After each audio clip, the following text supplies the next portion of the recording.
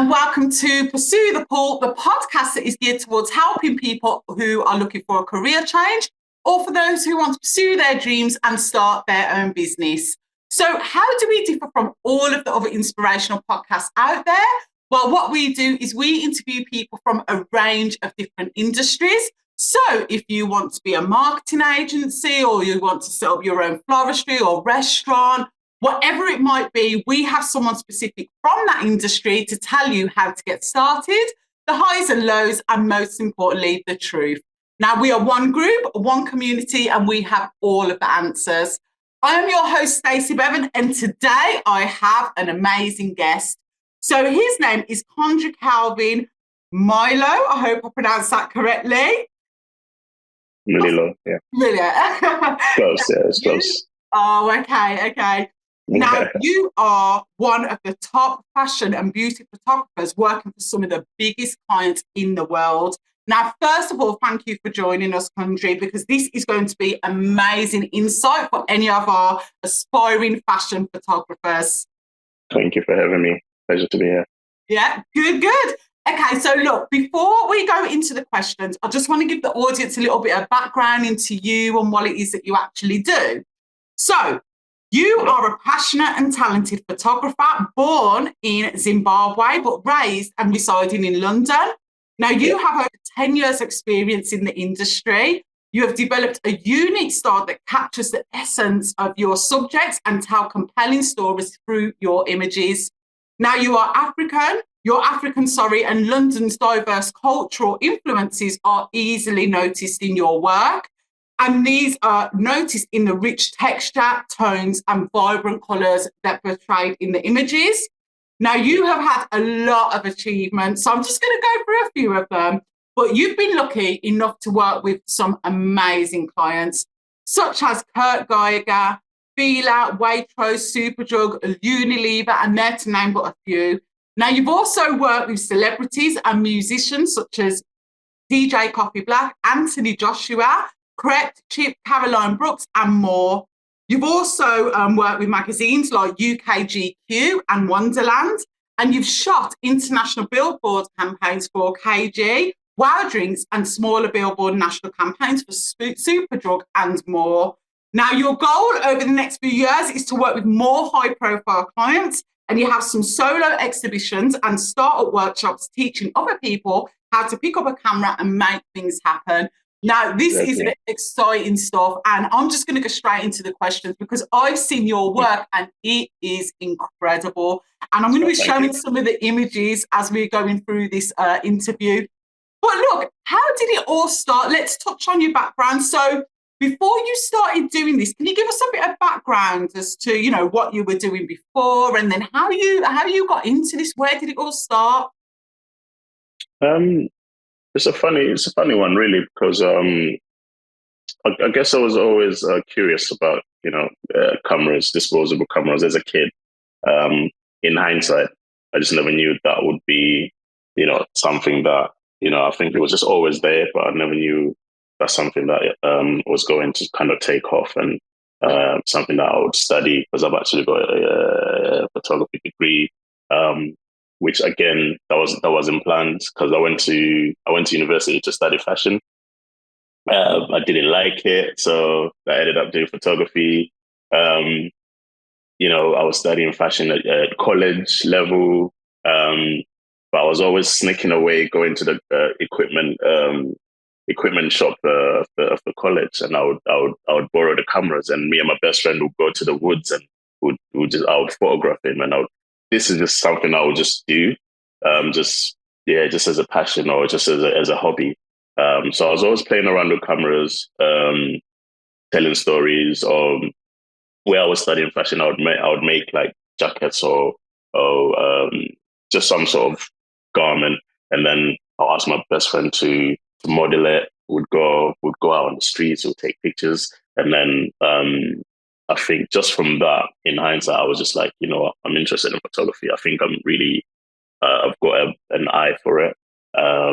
So I was able to do a foundation course in university. I think you do like a foundation, the first year foundation, so you can get onto the main post, main 3-year post. So I did that because they saw the potential as well. So that they actually let me in with just my credentials were literally just pictures I've taken. I never had like actual college certification on the photography subject. It was just literally my talent alone that got me that university spot.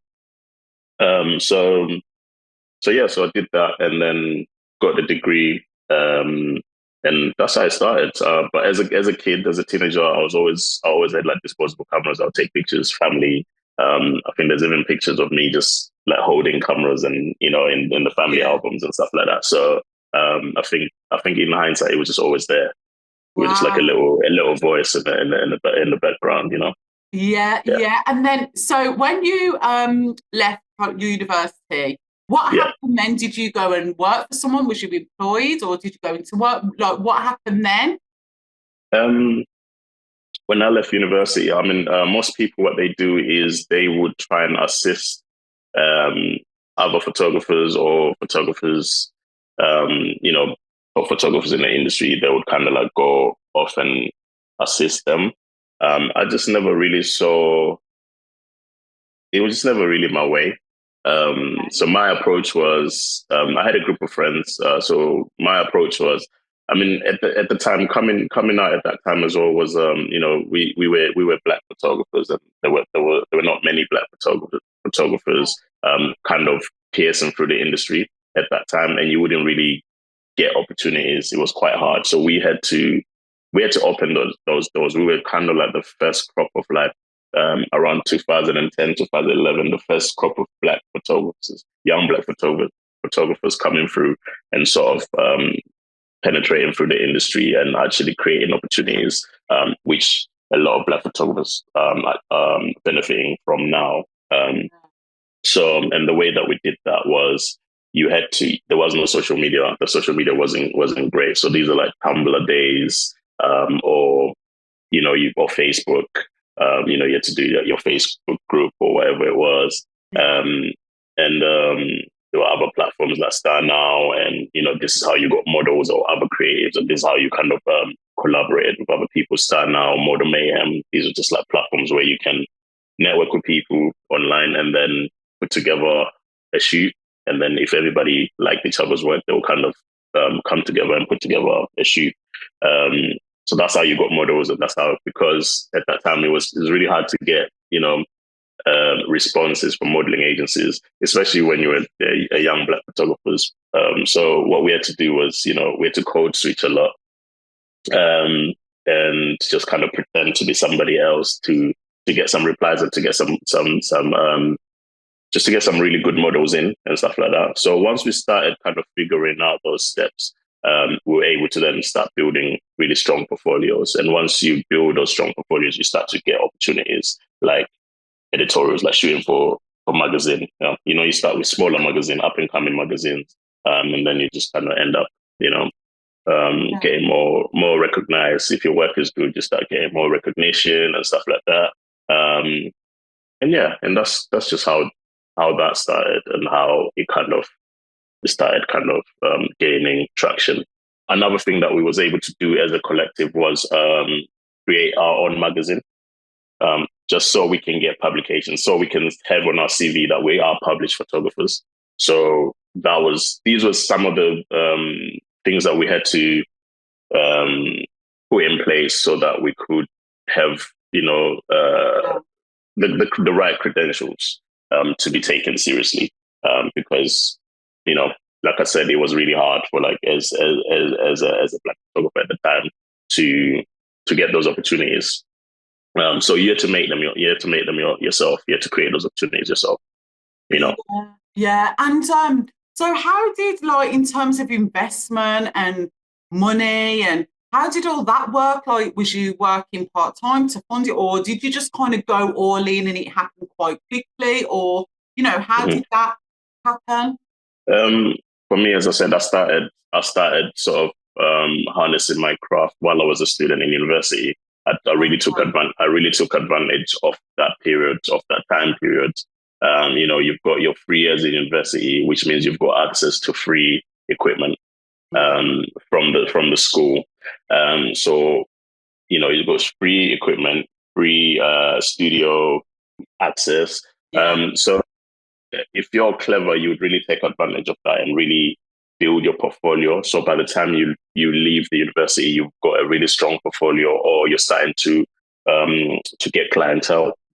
So that's what I did, and that's what the collective group of friends that I was with, that's what we did. We made sure that we were taking advantage of that, and again, just collaborating with other people from students from other universities. There might be like a fashion designer, so I might be like, oh, I like your collection. Can we collaborate? I'll photograph what you're making.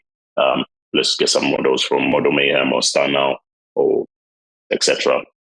Or if you got friends that look good enough to be models, whatever, you made it work.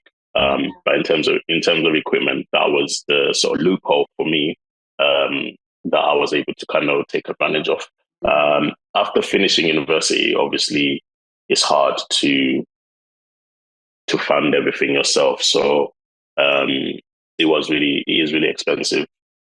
But we just kind of had to gradually, build your equipment, your equipment list. So I was definitely working part time. I would work night shifts, three nights a week, and then I would leave the other 4 days a week to kind of get on with my craft. Wow. Or sometimes I would work, and when I finished the night shift at 7 a.m, I would, I might have a shoot at 10 a.m. So I would get 2 hours sleep, go do the shoot, and then after the shoot, I'll come back and sleep, and then go back to the night shift. So it just depends. The grind, it was just a grind. So you really have to sacrifice a lot of, social life, and just there's a lot of sacrifices to kind of get things to where you want them to be. Well, how did you know that, you wanted to just go and work for yourself and didn't want to go and work for like a big company? How did you know that this was the route that you should take? I did it. I always knew. Yeah. But again, when you have a job or a part-time job, you get comfortable because you have that sort of like income coming in every month. So you know what you're getting, and if I put in more hours, I could get even more and stuff like that. So you can easily get trapped. I almost got trapped, but there was always that thing in the back of my mind where it was like, nope, remember the main goal, and remember the dream, and remember to stay focused. When the COVID happened, really, that's when I was really like, I'm going to go for this like 100%. Sorry, when the lockdown, the pandemics, when the pandemic happened, that's when I was, I was 100% in at that point. I was always like 85, 90, so I was always like, I'm a photographer. I'm not full-time yet, but almost full-time. But when that happened, that's when I was really like, let's go for it. There's no better time than now. Because what COVID did, what the pandemic did, was just open people's eyes in terms of like, just the sheer possibilities of like what they're capable of, and what can be achieved in such a short space of time. A lot of people were opening businesses. We had a lot of amazing stories during that time on the news. People were kind of using the initiative to like buy hand sanitizer in bulk, and like they were selling it to other people, and like there was a lot of inspiring stories at that time, and I was just sitting there thinking, what, I think I could do this, and then I just kind of took the risk. I took the jump at that point. I was always kind of like half faking, in, half out. And then I think when that happened, I was like, let's just do it now, and I haven't looked back. Did you have to have, because there's so many people in that position at the moment where they're working, and then they're working on their own in the spare time, and they're wondering, when is the right time to go? Is it when you've got a certain amount of savings? That's some advice that we get. But some people have said, no, they've done it for a bit of time, tried to build up their clientele, and then they've just made the jump once they've got that one client. Like, when would you say, like, was that was the best time for you? I mean, did you have that backing before you jumped, or did you have clients before you jumped, or did you just take that risk and just go all in? Yeah, I think what I did was I had a plan. So I made a plan before I actually left my part-time job. So I did do savings for like 6 months. I just wouldn't spend my salary.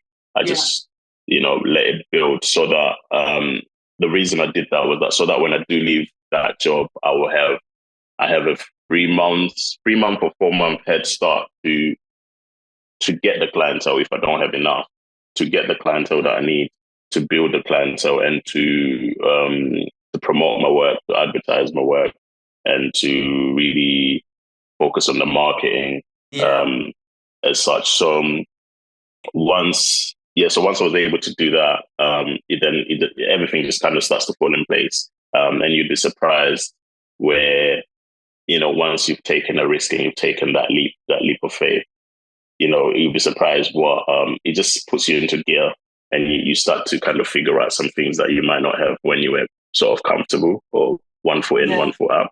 So it forces you to go for it. It forces you to figure out some things. Okay, how am I going to make this client? How am I going to convert that client? These likes that I'm getting from this certain type of work that I'm posting. How am I going to convert those likes into bookings? And once you figure that out, it starts to make sense. Did you have any fear? Like when you made that jump, did you have any fear? Like, oh gosh, I'm scared to do this. This isn't going to work out. You know what? Maybe I should go back to work. Did you have any of that at the time? No. The reason being because I knew this is what I always wanted to do, and also I knew that once I've made that leap, I never really liked working for other people anyway. That's just something that I've never liked anyway in general. So I was only trapped by like I said, the income. And once I realized that I can survive, without anybody controlling, sort of like without having to clock in and clock out, that whole programming of like clocking in, clocking out, wake up at this time, go to bed at this time, that whole sort of programming that, that we all have, that our society has. I was never really fond of it. And I always questioned it. And I think once I left my job, it was just kind of like, it just reaffirmed my beliefs in that. And that was me. I don't think I was scared to go back, but obviously I understood that it's going to be tough. It's not going to be a smooth, sort of easy. You have to you get what you put in at the end of the day. You get what you put in. And that's the truth. Yeah.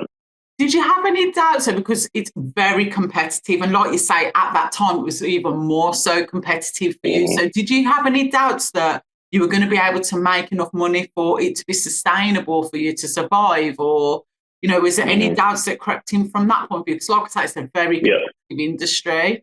And how did you kind of deal with that? Definitely. There's definitely doubts on that front, for sure, because it's very competitive. And obviously once social media started coming in, especially over the last few years, it's become a very, very competitive industry where anybody can be a photographer. There was a period where brands were not booking photographers because they could do everything on their phones, or they could do everything on, just on low quality. It wasn't about the quality or, how good the photographer was. Like there was a long period where this is how it was. Luckily enough, I built enough of such a good portfolio that, I still had those clients. But the other solution to that for me was starting a studio hire business, which was another. Obviously, it worked hand to hand with my photography, but it was another business venture. What that did was allow me and my business partner to grow another business on the side, which which allowed us to have some extra income coming in, which allowed us to invest in more equipment. So that meant that I didn't have to now worry about having equipment on my own all the time. So we had a business that had the infrastructure for my photography to thrive in. So now those two businesses work together. My photography thrives within the space of the studio hire business. Yeah. So, for example, if I have a client and they need, they have a project that they need done, I can package it in a way that, okay, you've got the photography, I've got the studio facilities, the equipment, all of that is taken care of. You take that legwork away from the client and you package it. It's easier. Yeah. And it makes the client feel more comfortable, which now means that I can convert more clients a lot easier than than before. Because before you'd have had to, okay, this is my fee for photography, but we need a studio, we need equipment, we need this, we need that, and then it just adds up, But now when you can package it all together and present it to the client, you've got a better chance of converting and sort of really securing that booking with the client. That's amazing. And how did you get that first big client? A lot of my clients have been through just a network of just people, other creatives that really appreciate my work. So when they get, for example, when I worked with Coffee Black, who at the time was doing like amazing, if we're talking DJs, he was like at that time probably one of the biggest. We're talking Coffee Black, David Guetta. He's in that realm. He's in that sort of conversation. So that come about because a client of mine actually, whom I had done a shoot for their clothing brand, they had just said that Coffee Black is in town. He needs some press shots. I've recommended you, and that's how that come about. But it's relationships that you build as you go on. So it's always good to make sure you keep relationships great, and always obviously deliver quality work, because when you deliver quality work, people are always going to remember you. So that's how that come about. And then the Kurt Geiger was, I believe, I was shortlisted for the job. Did you apply for it? Did you have to apply to them, or no? The producers for that shoot, where they found me. I mean, again, when you're visible, when your work is visible and you're good, and there's people that they might not say it, but there's always somebody watching. So it's always good to make sure your work is visible. So have your website, have your social medias, have your posts all the time, and network as well. So I believe the producers had me listed, and some other photographers, and I think it was down to 3 photographers, and I was one of the 3 photographers. I believe the brand chose me in the end, and that's how that came about. So that was So that's it. That's how that went. And then other jobs are it's just people may find me, or some jobs I might have to apply for. Like the Unilever job I had to apply for, and then I got that as well. Where do you find these kinds of jobs though? Like the Unilever, like there's different platforms. LinkedIn is one. There's this Shutterstock. There was this Shutterstock thing where you sign up and they post jobs there all the time. So there are platforms like that where they post certain jobs. There's Cherry Doc. They post jobs. So they might be a platform where you sign up and you pay a yearly fee.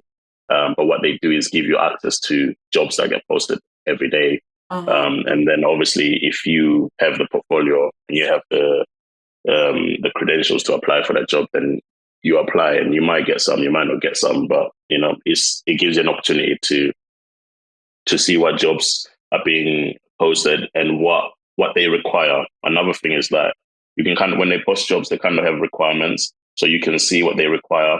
So even if you don't get those jobs, you kind of know what those kind of clients want. So you can now go away and build your portfolio to attract those clients anyway, even though you didn't get those jobs, but you can kind of, where to strengthen your portfolio. So it helps in that sense. Yeah. So there's always a takeaway from it, if you're sort of like clued up, if you're looking for the signs, then there's always something that, you might not get a job, but you might learn something from the job, from that job post. Yeah. Okay. Amazing. So, did you have any challenges that you had to face, like during, your career, that made you think, oh, maybe I need to give up, or, this is not for me? Any big challenges? Because I know a lot of entrepreneurs and a lot of people that work for themselves do have challenges, and some of them felt like giving up. But have you got any examples? Did you have any big challenges throughout? Yeah, definitely. There's been periods where, in this kind of industry, there will be periods where you might not get clients whatsoever, like the quiet periods. Yeah. So you're left with a lot of time to think and a lot of time to get in your head. Yeah. And that can really be challenging because what happens when you get in your head, you self-doubt. And, I need to quit. I need to just get a 9 to 5 and, and just, look at my friends and they've got a 9 to 5s and they seem happy and etc. You start to compare, other people's situations to yours and stuff like that. So, but, there will be those challenges. It's just how it is, especially when you're doing your own business. There will be those times where, you might not see, any sort of income sometimes. But what it is, I think I understood earlier on from my mentor at university. He had said that it takes 5 years to start actually making profit or to actually start seeing some sort of money. So I always understood that, and I looked at that as 5 years from when I'm full time, not 5 years from when I'm half in, half out. You know what I mean? So, so my 5 years was probably 8 or 9 or 10. So yeah. So yeah, this, you just have to understand what it is that you're kind of, animal you're dealing with in this business. So yeah, that's what I would say with that. There's definitely challenges, but you need to kind of understand what those challenges mean, and and they're part of the plan. Yeah, and now in terms of because obviously social media now, one of the questions that we've got is, what advice would you give to people who are thinking about doing what it is that you do? Now, obviously, you said it's more competitive now because you've got social media and everything. So if there was someone that wanted to be a photographer, the same as what you're doing the fashion photography, what would you advise them in terms of, how to start, how to get into it? Should they study? Should they not? What advice would you give to them now? Because it's very different. It's very different. I don't think you necessarily have to study. It can help because it does give you something to fall back on. If you get to an age where you can't run around shooting, maybe you want to be a teacher or do some workshops. It does help having that degree. It does help having the education backing you. So from that point of view, absolutely go and study. On the other flip side, I think you kind of get a step ahead if you really put in the work and you really put in the graft. You kind of get a step ahead from the people that are going university, and you're already sort of piercing the industry because you didn't go to university. So you kind of get like a head start. So that's another option. You don't necessarily have to study if you believe in what you're doing and you're really talented. You just have to put in the time and the work to really get that portfolio to a standard where it's it's undeniable. Again, with the social media, sure, it is competitive, but there is one fundamental rule. I always said, a lot of the people that are photographers at the moment or are on social media, and that's sort of like their, the route that they're taking. I would say do not focus on that too much. Just focus on quality, and think longevity because there will come a time where everything always goes back to like how it was, how things recycle. Yeah. So there will come a time where people brands are just looking for that quality again. The iPhones and all of that stuff. You won't be doing what real photography does. There are a lot of threats to the industry. I mean, there's AI now. People can do things with AI. But again, it can still never be, just the fundamentals of photography. That's where the art is, and that's where, that's where the craft is. So just always really appreciate the craft of the art. You can use these other tools just to kind of enhance and help you keep up with the times, etc. But always keep with the fundamentals of photography, and I think that will serve you well for the longevity of your career. Yeah, so always think longevity. And would you advise them to do like a lot of free work at the start? Like, how far do you go with free work? Because you can get to a point where you're doing a lot of free work, but with fashion is different. With fashion is different. A lot of work that you're going to do, you're never going to stop doing free work in fashion photography, because you always have to build a portfolio. So you always have to freshen up your portfolio.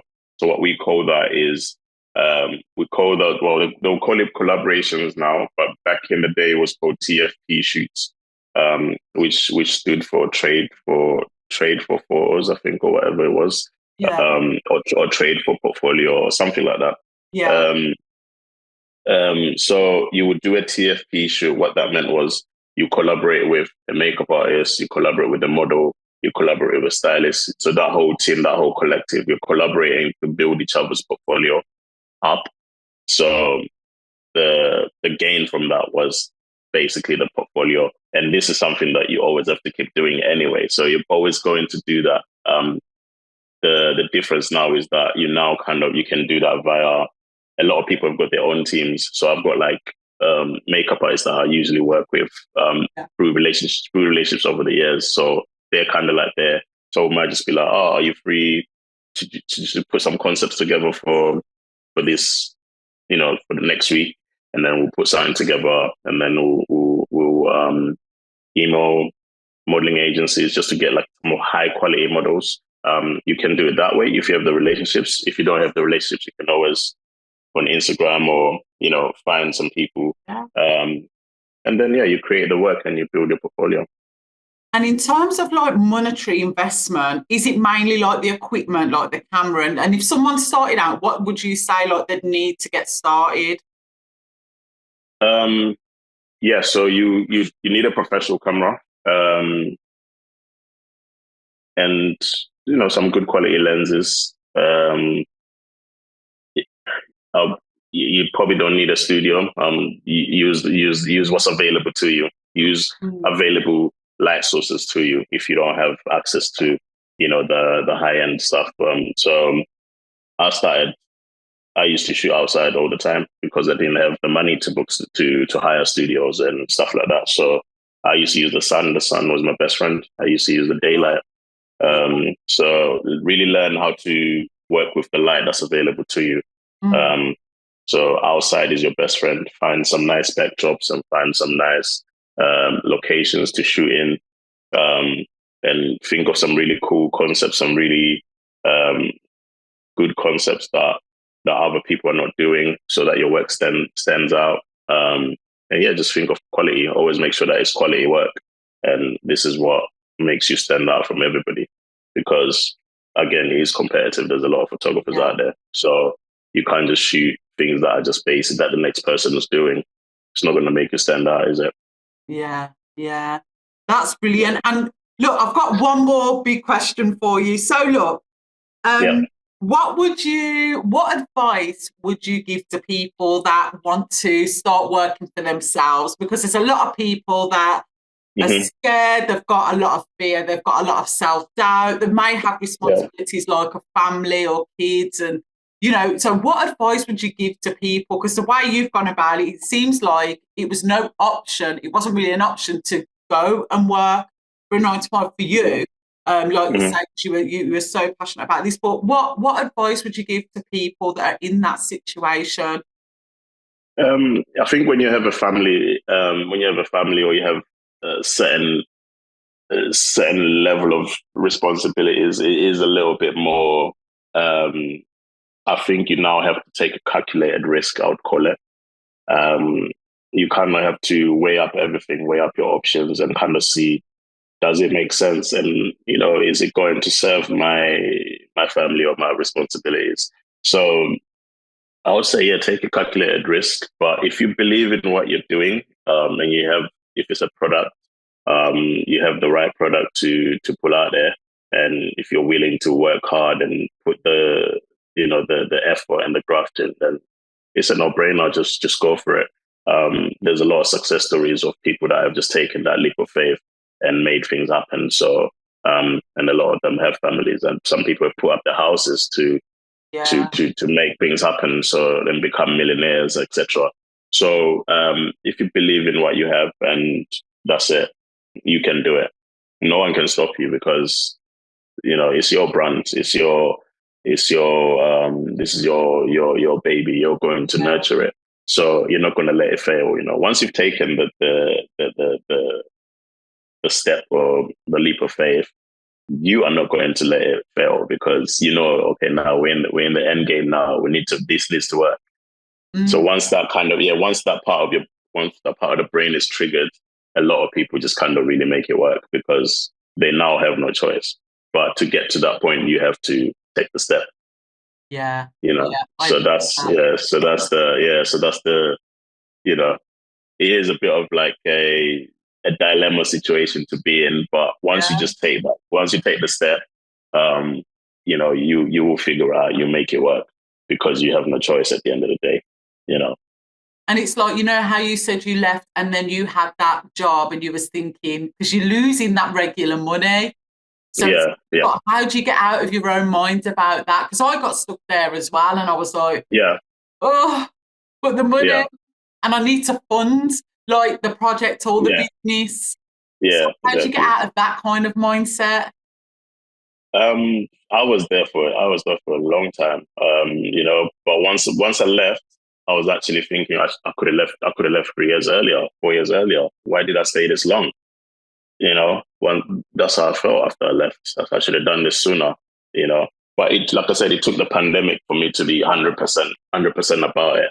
I think for me, it was just a tunnel vision. Yeah, I was just like, I'm doing it. This is it, it was just like I said, it was really aided for me by the pandemic. I think that was a blessing. That for me, it was a blessing. It was a blessing for a lot of people that started businesses. I think I'm in that realm with those people. The same thing that happened for them is pretty much what happened to me. I just saw an opportunity. I think it was an opportunity, and sometimes you need a light bulb moment for you to see things clearly. Yeah. So maybe without the pandemic, I'll probably still be working there, because maybe I wouldn't have seen things clearly, because sometimes things that are happening in the world and etc. They can actually give you that light bulb moment sometimes. So again, it's just kind of always good to be aware of what's happening around you and stuff like that, and what's happening around the world, because within that there's some lessons as well. Definitely. Look, you have been Incredible. Thank you so much for all of the insight that you've given us. And look, I've seen your work, like I said earlier on, and it is incredible. What is your website address for people that I would recommend you go and have a look? What is your website address? So the website is www.coundrycalvinmlilo, which is just my full name, .com. And on there, you'll be able to see my work, and you'll be able to see the links to my Instagram and Twitter and all of that kind of stuff, Facebook. Yeah. No, I'd advise everyone to go and check it out because the work is incredible. And I'm going to show a few bits and bobs in this video. But look, thank you again. You have been incredible. I really appreciate you doing this. Thank you for having me. I really appreciate it. No problem. Thank you. Bye. Bye.